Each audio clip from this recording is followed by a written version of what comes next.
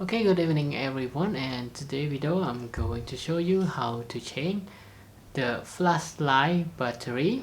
And this is the Camelion flashlight. And to change the battery, most the flashlight are using this method, and I hope you use this video for the basic for changing your flashlight battery. Okay, and to change it you need to screw on this location. Some flashlight maybe you need to screw from the back, and this model you need to screw from this location. Okay, rotate it, and then you will see two of the big battery inside. So the position like this, and you will see the spring inside.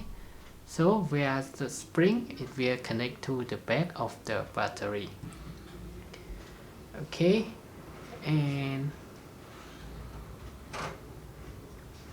to insert the new battery, for example this is the new battery, put the back of the battery to the spring first, and then drop another one to it, and screw back this head of your flashlight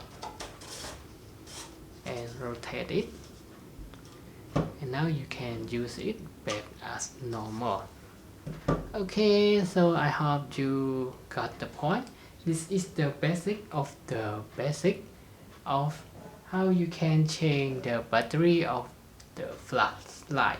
And now thanks for your time watching this video, and I hope to see you again in the next video. Bye bye and have a nice day.